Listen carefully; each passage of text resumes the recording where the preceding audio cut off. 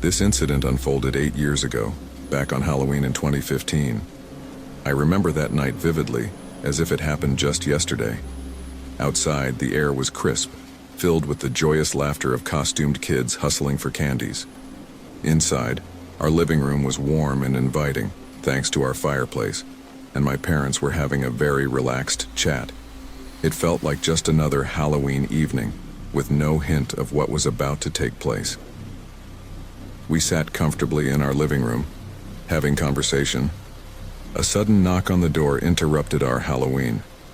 It wasn't unusual to have visitors on this spooky night, and we expected a stream of trick-or-treaters. My dad, always ready to embrace the holiday spirit, jumped up to greet our guests. I followed closely behind, intrigued to see who was at our door. Dad turned the doorknob and swung it open, revealing an unusual sight on our porch. There stood a man with a bag over his head, his presence at first seemingly part of the Halloween performance. My dad, with a smirk, thought it was a fantastic costume, perhaps a neighbor or friend in on the act. But then, the man made a slow, unexpected move towards the threshold of our home. It was at that moment when my dad's grin turned into a look of disbelief. The man with the bag made a strange and unsettling movement, as if he intended to step into our home. My heart raced as I watched the surreal scene unfold, almost like a scene from a low-budget thriller.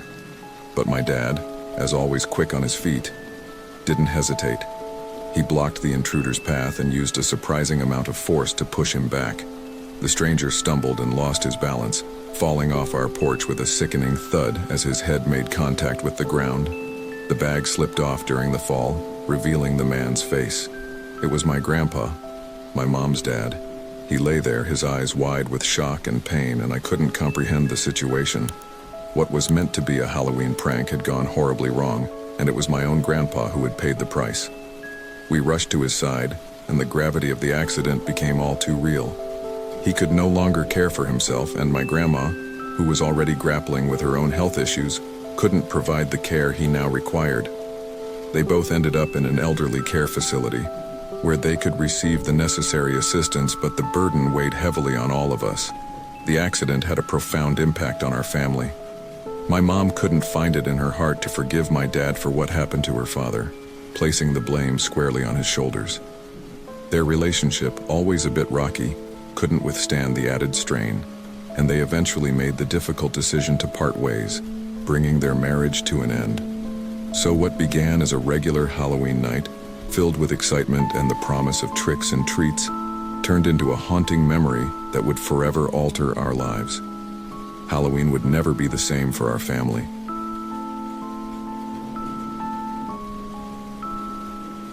I live out in the countryside, and there's this park called Manti, named after some old-timey Mormon town that used to be here ages ago. It's not the kind of place you'd find in the city. It's tucked away and sort of out of the way. This park is nothing fancy, just your typical government-run one with lots of trees. There's also a piece of an old cemetery from the days of the Mormon settlement, mostly graves of little kids who lived way back in the 1800s. So one day, my buddy and I decided, hey, let's go find that old cemetery. We figured it'd be a piece of cake, since the park isn't all that big. But we start wandering around, looking here and there, and no luck. We should have found it in like 5 minutes, but it's like it vanished or something. With Halloween just around the corner, we thought, what better time to go on a little spooky adventure? So we get some more pals together later that night. It's a typical thing to do when you're 16, right? Grab our flashlights and head back out to Manti Park. This time we're determined to find that cemetery. But here's where things get a bit crazy. We ended up in this big open field on the opposite side of the park from where we parked the car. It's like we walked in the wrong direction altogether. And then, the strangest thing happened. We start hearing some rustling in the woods nearby.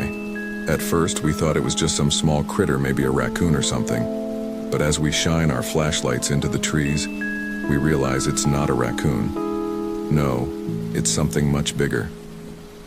Our hearts start pounding, and we can feel the tension in the air. Out of nowhere, one of my friends whispers, "Hey, do you think that could be a mountain lion?" Now, I don't know much about big cats, but the mere thought of being anywhere near a mountain lion had us all on edge. With Halloween in the air, fear creeps in, and it's not the kind of fear you get from a scary movie or a spooky story. It's real, gut-wrenching fear. We keep moving, our hearts thumping so loud it feels like it might give us away. Finally, we make it back to the car, jump in, and speed away from that park faster than we've ever driven before. It's only when we're safely on the road that we realize just how close we came to something that could have been a real danger. Looking back, it was probably the only time in my life when I was dead certain that I was about to face something far more dangerous than any ghost story or horror movie. Sometimes, reality can be scarier than fiction, and that night at Mante Park was a real-life thriller that none of us will ever forget. This Halloween adventure was a lot more than we bargained for.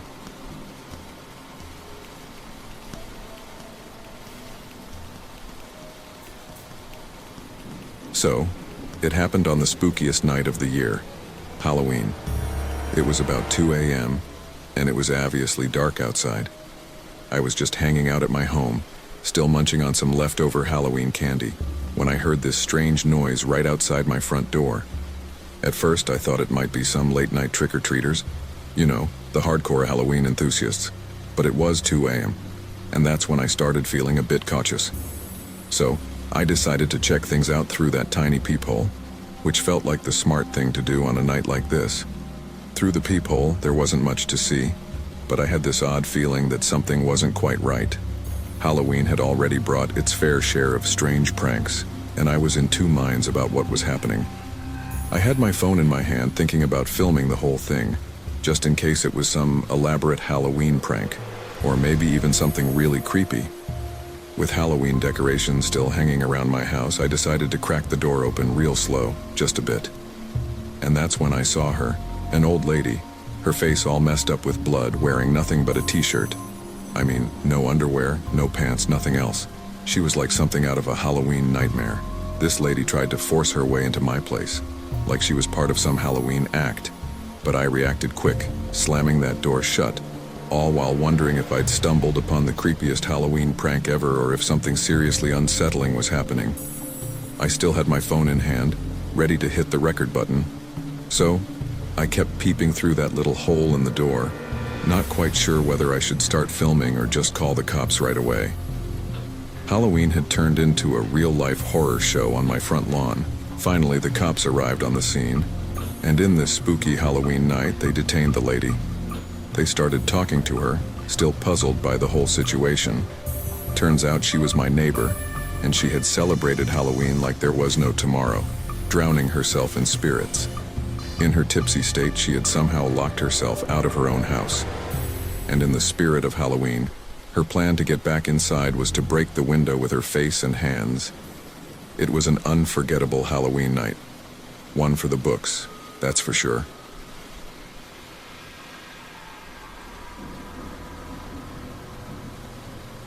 When I was a kid, we used to go visit my grandparents during the holidays, even though they lived in a different town.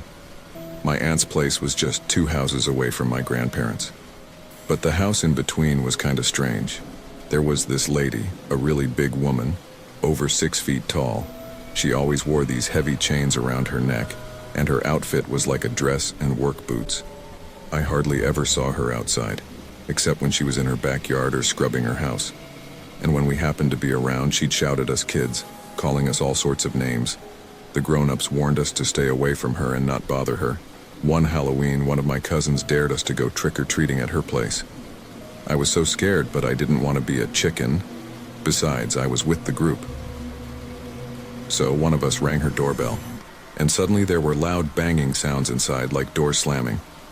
When she opened the door, she had a severed head in her hands, and we all freaked out, screaming. The adults scolded us, saying it was just a Halloween decoration, and that we shouldn't have bothered her in the first place.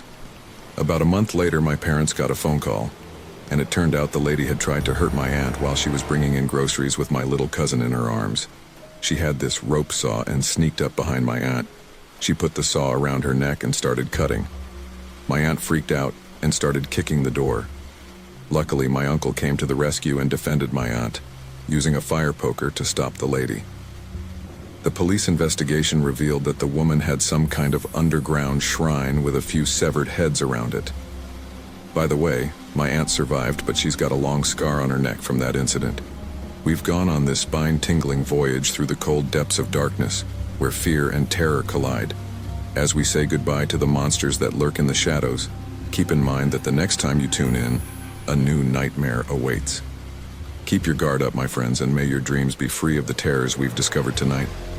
If you've had your own hair-raising Halloween experiences, feel free to share them in the comments below. And if you want to see more tales and entertaining content, don't forget to hit that subscribe button and ring the notification bell. Thanks for joining me on this chilling journey, and as always, stay safe and stay spooky. Until next time, happy Halloween.